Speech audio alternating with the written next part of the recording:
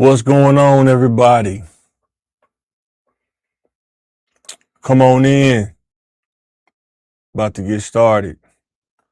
I know this CTM Sports, but I want to talk about some life aspects. I want to give game to the youth if they want to hear it. I don't hear this talked about enough. Sometimes people get emotional about it. Sometimes people understand. If I'm sweating, I'm sorry. It's hot out here. Yeah, it's hot, y'all. Okay. As you see, the topic: drive or passion, optimistic or bitterness. You have to you have to constantly audit yourself. You have to constantly examine yourself and know where you are on that prism of being optimistic or being bitter, or do you have the drive or the passion? Some people interchange them. They can say it's the same. Some people think it's different. Just depends on who you are as an individual. But if I'm talking to a group of kids, I'm driving these concepts home. Why? A lot of these kids are growing up in situations that you would not want a kid to grow up in. They're being exposed to situations you don't want kids to be exposed to. I don't even need notes for this. I'm speaking from kids and people I grew up with, areas I lived in, and you have to really hone in on yourself while you're growing up, especially when you come to the age of accountability, like around 12, 13, when you can start matching your clothes, putting your own clothes on, making decisions for yourself. You're at the age of accountability. Whether you like it or not, whether you agree with it or not, is reality. If you're an optimist, you will take that and run with it. I'm learning to be accountable. I'm gonna try to make the best decision possible, and that's what I'm gonna do. I may fall, I may have trial and error, but being an optimist, I will overcome anything that I fail, anything that I fall. I'm gonna get up, figure it out, and overcome. Right? Bitterness. Bitterness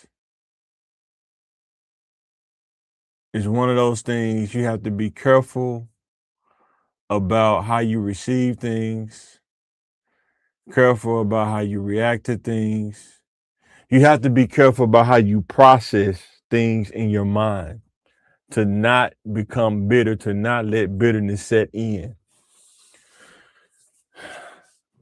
Kids, when they're growing up, I know when I was a kid, right?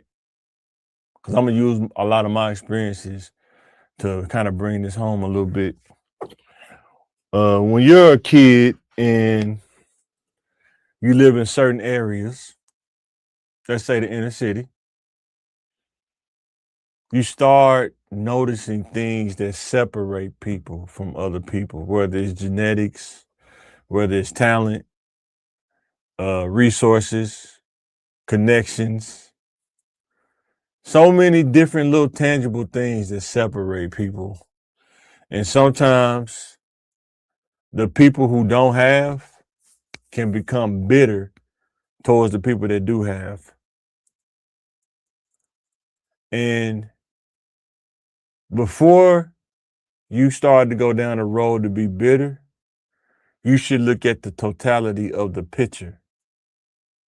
Not from a comparison standpoint, because comparison is the thief of joy. I think if you compare too much, you will speed up bitterness.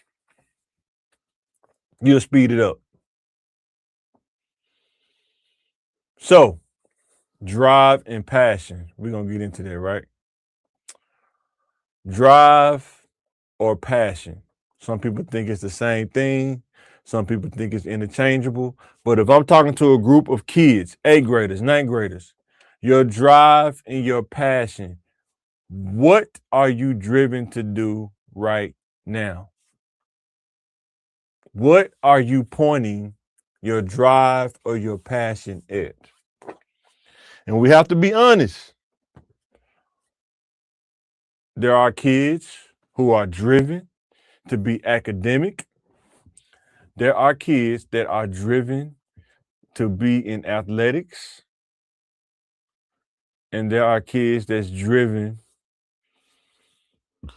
to do things in the streets.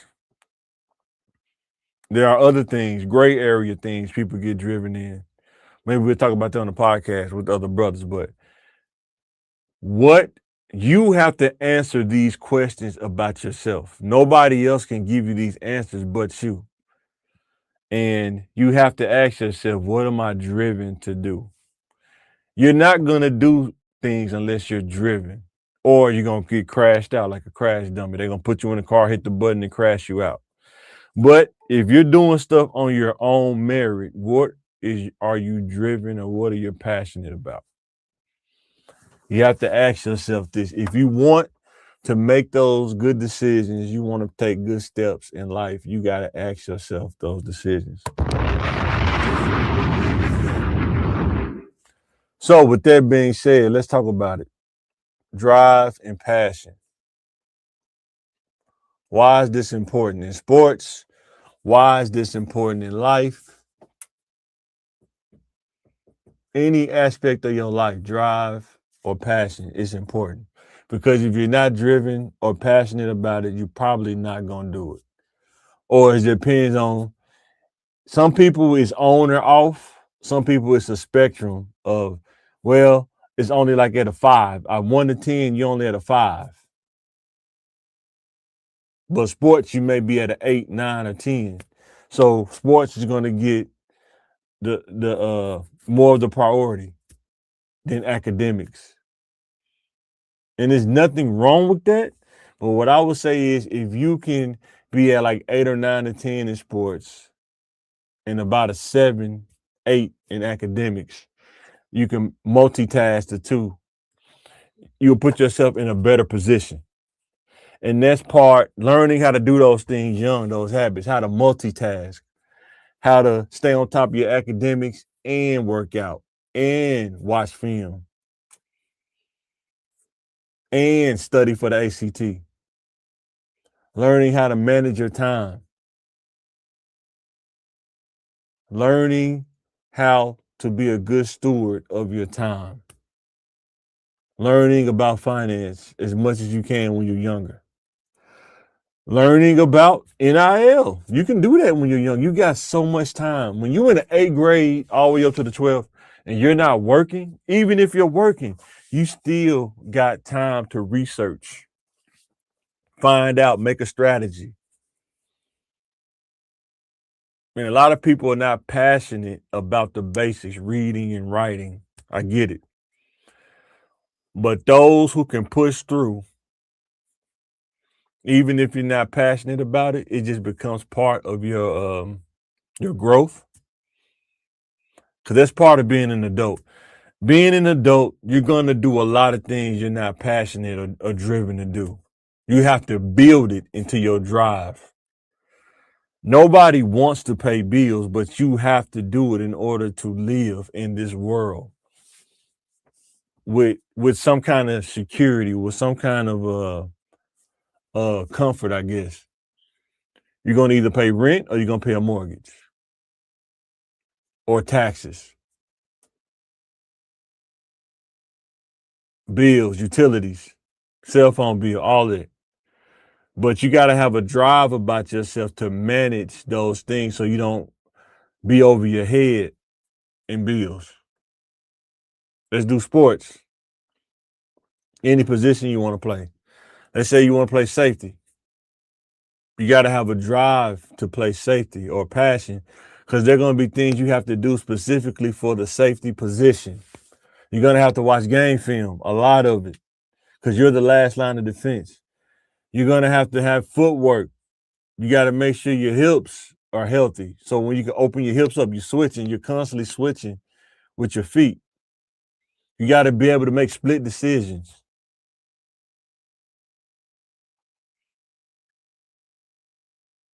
You got to know how to anticipate where the ball going. It's the same way in life. You got to be able to understand life like a football field.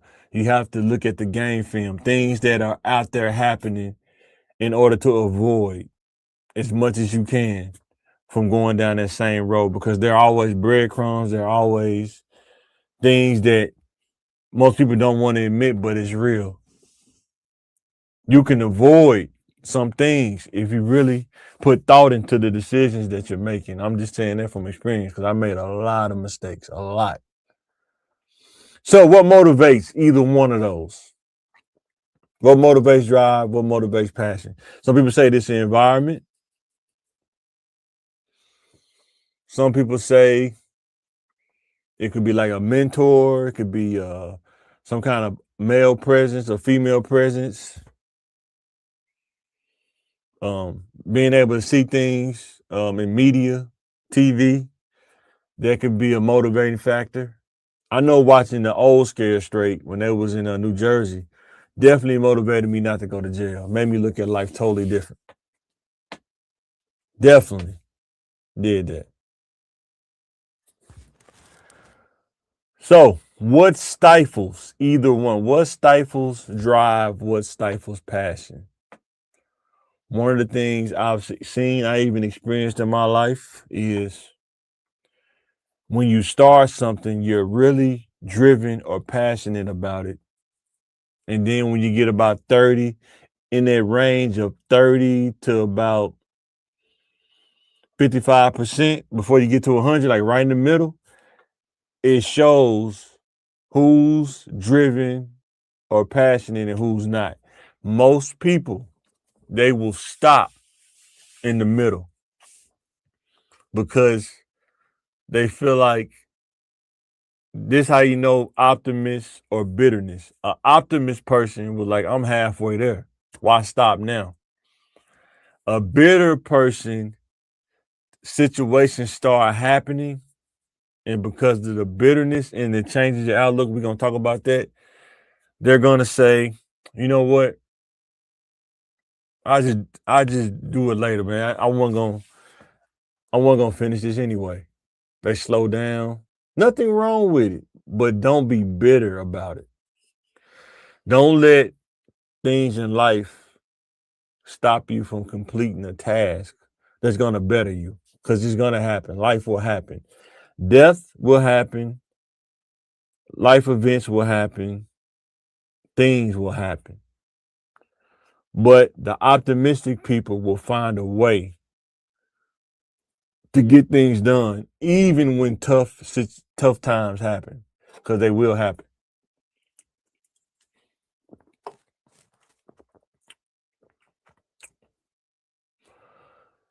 Is your drive or passion based on feelings or based on logic? When I say feelings, I mean most people they will lead with I feel like this is a great thing. I feel. There's nothing wrong with that, but you have to understand that feelings change. One day you feel like this, the next day you don't. Matter of fact, sometimes it can be hours. 1 hour in the morning from 8 to 12, you feel great. From 12 to 5, you're tired. You don't feel like doing as much as you did in the morning. That's how life is. You can start something and you feel great. You get it at the halfway point, you're like, you know what? I don't want to do this no more. I'm not feeling it. I'll give you an analogy. If you've ever climbed Pinnacle Mountain before, it's not a tall mountain, but it will challenge your drive it will challenge how you feel. Because sometimes to climb that mountain, you got to overcome how you feel. You're not going to feel, uh, most people are not built or not not like, what they call them, triathlon athletes. Just a regular person. If you say, I want to get to the top of Pinnacle Mountain, even on the easy side, it says it's a hard side, it's an easy side. Even on the easy side, it's going to challenge you. When you get to about the middle, when you get to the middle of it, of the path, from the middle to the top is where it's going to challenge you because it gets steeper and steeper and steeper. That's how life is. Wherever you're trying to get to, if you don't have an optimistic mindset, you're not going to say, okay, I'm halfway there. I see it, the top, but it's so steep. So let me pace myself and I will eventually get there. I'm not going to try to run. I'm not going to do any of that. If you got a bitter mindset, you're going to say, man, I'm not doing that. I'm tired. My muscles tired. I'm not doing it. I'm going to stay right here or I'm going to go back down. Same way in life. People do that. You know what? They said I wasn't going to make it anyway, so I guess I ain't going to make it. I'm just going to stop right here. Happen to people in sports. Bitterness set in. And it messes with your drive. It messes with your passion.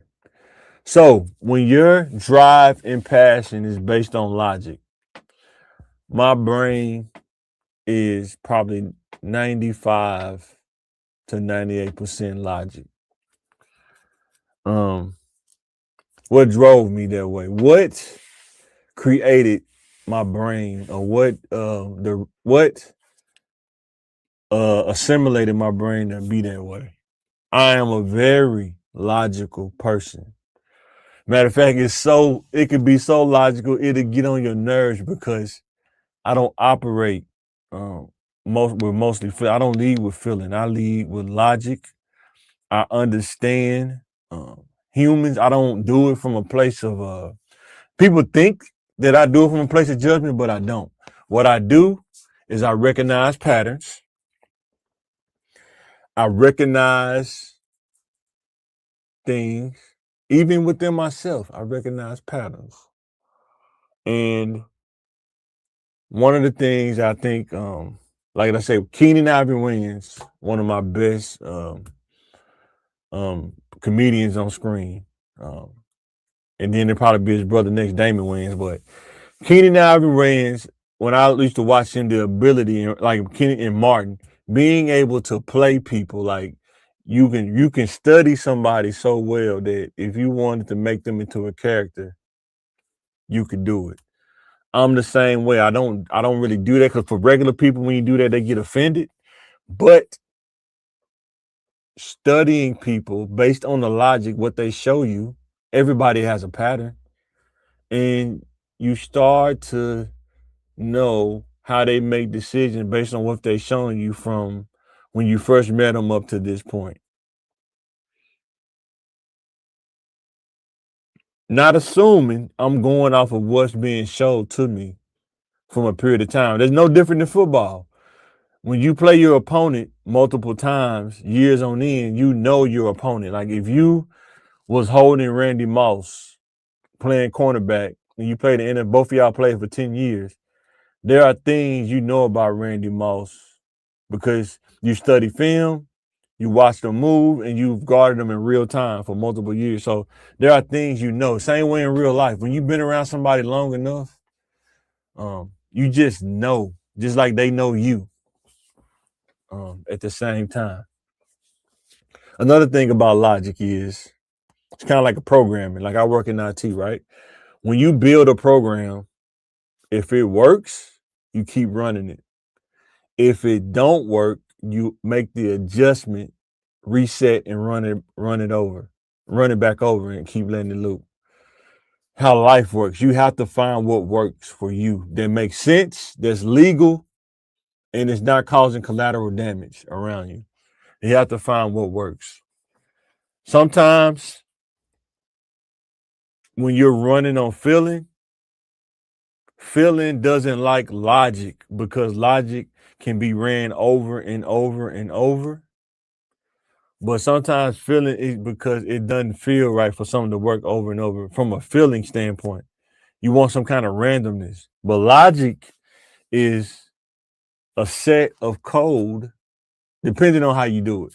There's a set of thinking and code that goes into it when you build a program, and it's going to run and do those specific tasks. And if it's a bug in it or something don't do, you can go back in and change it, update it, that piece of logic, and then run it again and watch it go get back, stabilize. So let me know in the comments. You run on feelings or do you run on logic?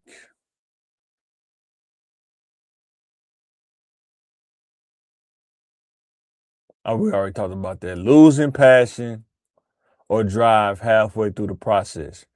If any young kid would listen to anything I say, I would say before you start a journey, look at everything you can experience on that path. Everything. The good, the bad, and the ugly. Ask yourself this. If I see the worst day of what I'm choosing to do, and I can handle the worst day, if I can handle that in my head, the rest of it is cake. Think about being a plumber. The worst day of being a plumber. Get called out to a house, toilet backed up,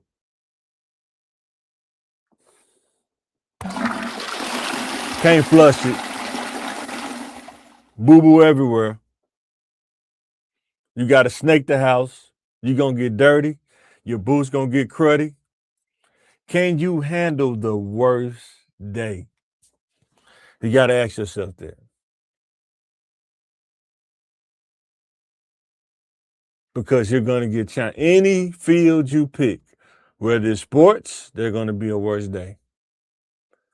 In sports, every position, you have their rough day.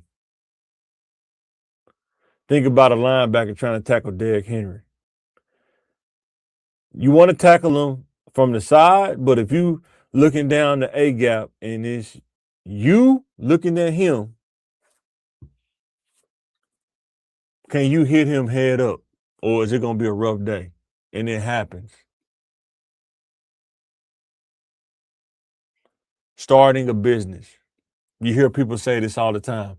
I'm starting a business. I'm starting a business. I'm starting a business. And then 2 or 3 years later, you don't even hear about it no more.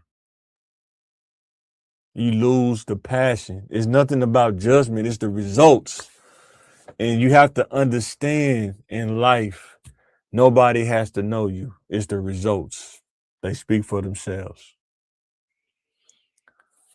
Most people, probably 60% of people lose passion about half of the way through whatever their business venture, sometimes through sports, all kind of things. You lose passion or you lose drive halfway through the process. And there are many things that can cause this. You hear players say, I lost my love for the game. You hear that a lot. You hear people say, I lost my passion to run this business or, to be the owner of it. You hear that a lot. But it happens. That's why you have to explore everything before you go down that road. And if you can do it when you're younger, you'll be more efficient when you get older. I promise you. I promise you, you will. So, optimistic versus bitterness. Let's talk about it.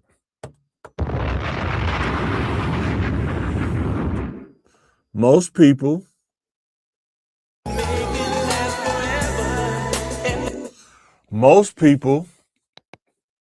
are either one or the two. Most people. 60, 70% going to fall on one of these, optimistic or bitterness. You have people that's optimistic. You take a loss. I lost.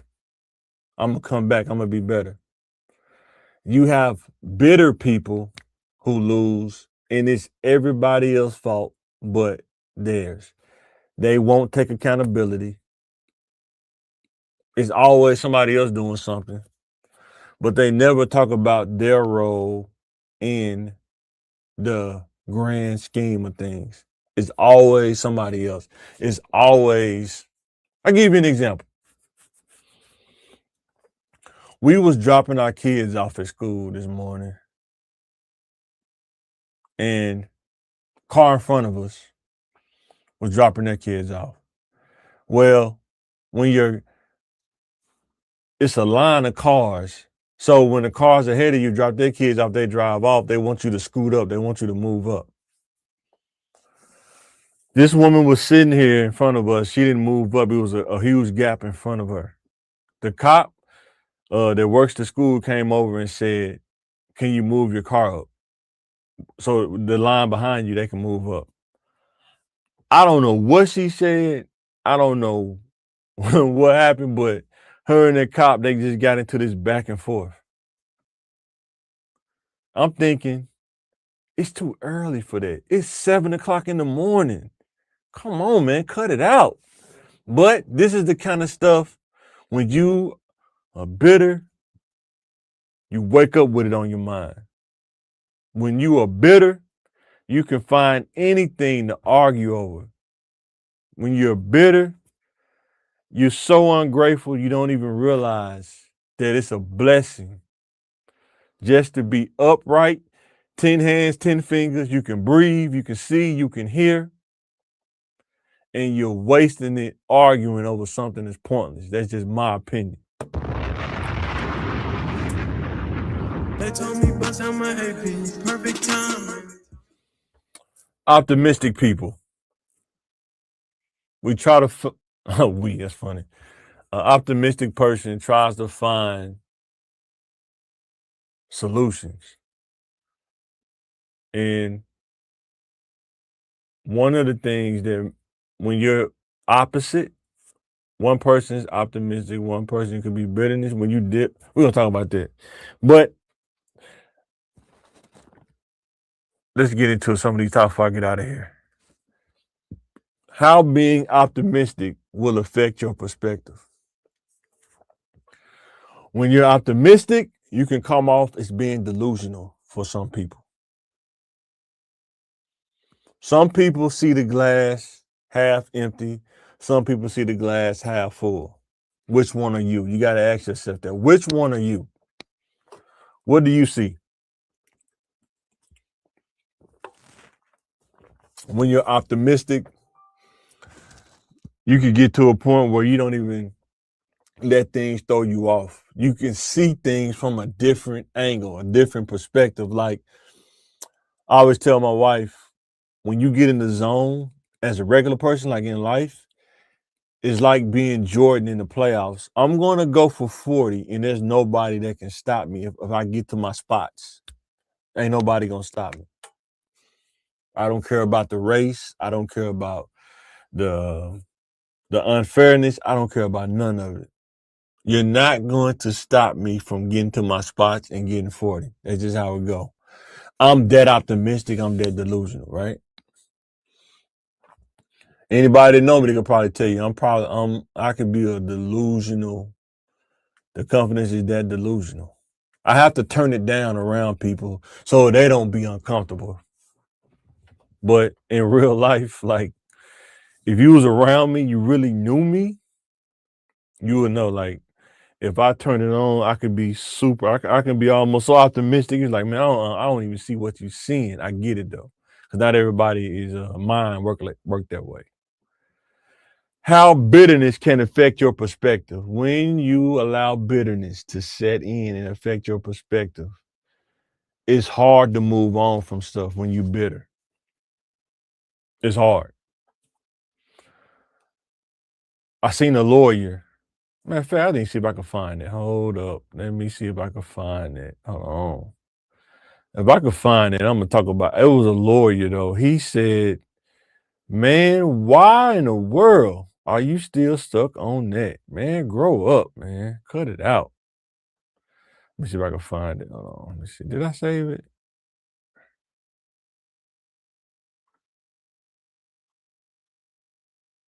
No. Okay. Let me go where my save stuff is. Hold on. And I'll show you. But bitterness, man, will affect you so crazy. And you won't even realize it sometimes unless somebody tell you. Most of the time, people can get so bitter in life that nobody tells them how bitter they are because they won't accept it. It's hard. Most people can't accept criticism or what somebody's seeing, even from a therapist. Some people can't even sit and talk to a trained professional and tell them they won't agree with it because it's not what they want to hear.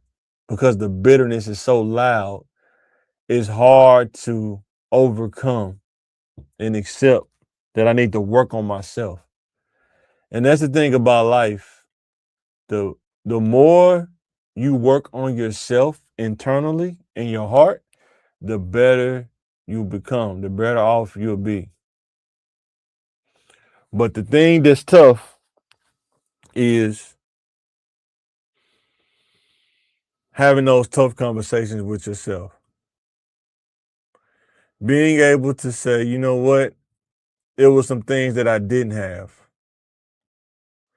There were some things that I didn't get right. But you know what? I'm going to overcome anyway. I'm not going to allow it to make me bitter. Don't allow the tough times to make you bitter. I don't know what that video is. I gotta find it though. I don't know. Let me see. No. I don't know what that thing is. Okay. Don't worry about it. But I will say this though. Bitterness is I think a lot of our community in general suffers with bitterness. I didn't have this growing up. I'm dealing with the race, the system, the politics. I can't afford this. I can't afford that. And bitterness starts to set in. How they get this? How they doing this? And sometimes bitterness blinds you of the fact that sometimes if you just be a little bit more optimistic and put in the work in certain areas, your whole things will start to change. I'm telling you from experience. Things will change. But they will not if you keep allowing bitterness to overcome your thoughts, to be a part of your thoughts. They won't. Being optimistic around bitter people, you will get on a bitter person's nerves if you're optimistic. You will. When they want to have a bitter party and you're trying to stay positive, they're going to look at you like, what are you doing here? I didn't ask you for positivity. I'm just making scenario. I just want to be bitter right now. But the risk of exploring, the risk of allowing bitterness to start creeping in is a risk because you may not come back. You may go down the path and the collateral damage of being bitter. You can't forgive because you hold on to stuff. You can't focus on what the next thing is because you're still holding on to what's behind you, so you can't focus on what's forward because of bitterness. And when you don't audit yourself, when you don't put in the work to what am I bitter about? What do I need to pray about? And what do I need to give to God so I can find resolution within myself to prevent bitterness from growing? You have to resolve things within yourself. Some things in life you're not going to get an answer to. And you have to be optimistic and say, you know what? I didn't have control over that situation, and I'm not going to allow that to hold me back. Any kids out there, if you listening to this, if you made it this far, if you live in the trenches and your parents are barely making ends meet, don't be bitter. Be optimistic. Don't be bitter. Look at the totality of the situation. And I'm going to give it to you like this. It may not sound good. Some people may not like it. I'm going to give it to you like this. When you're young, pay attention to where people are. Not from a judgmental standpoint, but you got to understand that sometimes, or most out of 100%, 60, 70% of the time, you are where you are because of decisions and choices that you have made. And sometimes decisions and choices have collateral damage attached to it. Having a one night stand and a baby come from that. Collateral damage. The baby. The baby is beautiful. They're here, but the collateral damage. The two parents don't get along. Somebody's presence missing, whether it's the mother or the father. Somebody's presence missing. Collateral damage. Abusive household. Collateral damage. Living in the trenches. Collateral damage. Why is there collateral damage living in the trenches? Seeing people getting sold drugs, seeing people smoke dope, seeing people being homeless for most of their lives. Like, you can't imagine when you seeing a person that was homeless from when you was in elementary all the way to high school, you go to college, you come back, that person still is homeless. It's not about the judge, it's what it does to your mind. Like, how I've been in school for 12 years, this person is still homeless. Not judging them, you're wondering, how did this happen? What percentage on the scale did this person fall? Everybody that's homeless is not dealing with the mental health. That can't be 100% of people that's homeless. We got to be real about that. What I will tell any young person, your decisions and choices will dictate and determine where you are in life when you get older. If you don't do your homework, if you don't have a strategy for what you're going to do when you graduate, you don't take that ACT, you don't think about what trade or vocation you want to go to, when you graduate, it's going to be tough. Yeah, you can go work at Amazon. Yeah, you can go work at Buc-ee's. Okay. But see what's the starting pay in that, and see how long can you live off that as an adult. As an adult, being able to have discipline when you're growing up, staying away from premarital sex because the risk of having kids is high. How do I know this? I grew up, I was a kid, I was a teenager. A lot of kids, I need to look at the ratio of kids in marital kids versus kids not in the marital or unmarital, like outside of marriage kids. And a lot of times bitterness set in, right? Why does bitterness set in? So many angles to it. When you have a father that has multiple kids by multiple women, you're risking bitterness to set in. Why?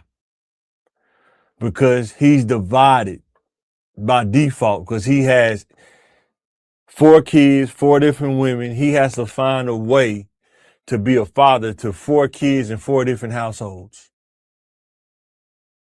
He had to find a way to support if he got some sense. How do you financially support 4 kids in 4 different households when the median income is like 40,000 in today's time? Everybody not making $100,000 a year, and even then, that's still gonna be hard with 4 kids, 4 different households. Then when your kids grow up, they start to notice, why is he over there more than he over here? And then they ask you about it, stay out of grown folks' business. But when they get older, they start to understand. I get it, what was going on. Some people can say, hey, that's where he was in his life. That's what he was doing. Some people develop bitterness because it's like, man, you dogging my mom out. It happens. Everybody don't have the same train of thought, but it's how you process and get past. You're either gonna be optimistic about it or you're gonna be bitterness about it. You're gonna be optimistic and say, okay, that was his life, wasn't the best for everybody, but I'm gonna make sure that I don't repeat that. And guess what?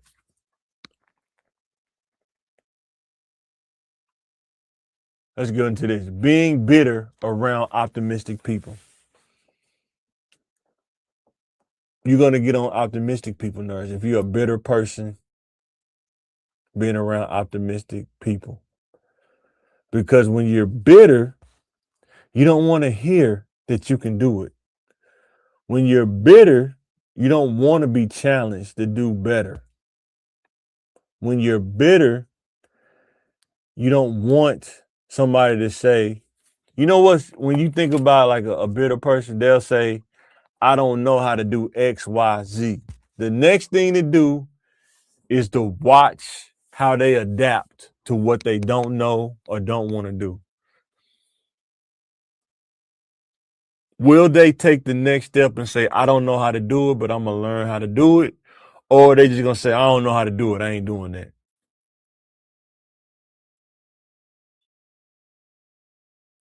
Think about that as you grow up. Where do you fall on that? Are you a person that says, I don't know how to do it? I'm going to learn how to do it.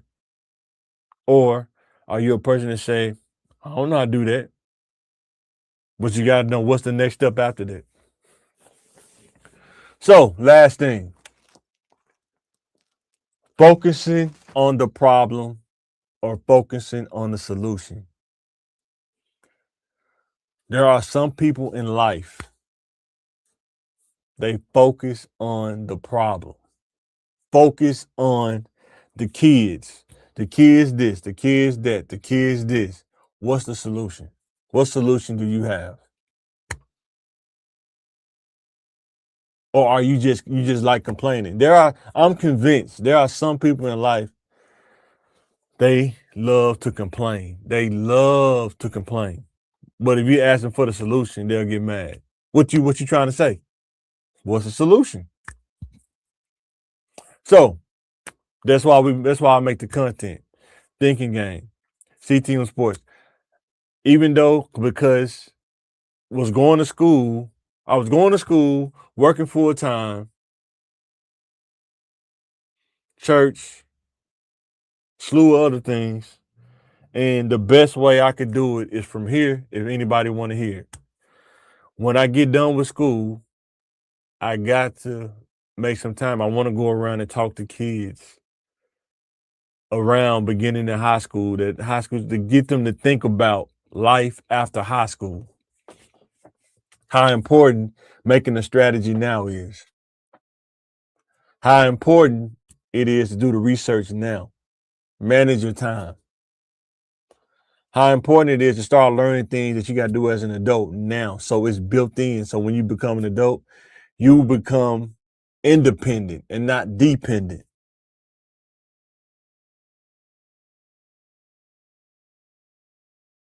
focus on the problem or do you focus on the solution? It's just for me, if I had all the money in the world, I would build a center and have kids come there after school and talk about life. Talk about life. Talk about relationships. Talk about being driven. Talk about being optimistic, how to avoid bitterness. All these things in life are you have to constantly be working on. It's not one thing. Life is not just one thing. It's multiple things. You're in life is definite that you're gonna have to work on your health. It's definite that you're gonna have to develop in your career, whatever you choose. And it's definite that you're going to have to maintain your mental space. It's definite. And you got to figure out where you are. Are you driven or are you passionate? Are you optimistic or are you bitter? Wherever you fall on that, you gotta show. Am I gonna stay here? Or am I gonna improve? This is Mike, CTM Sports. Thank you for watching. Like, share, and subscribe.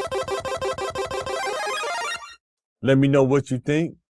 I thank everyone that's been supporting. Check us out on YouTube, Instagram, TikTok, Twitter.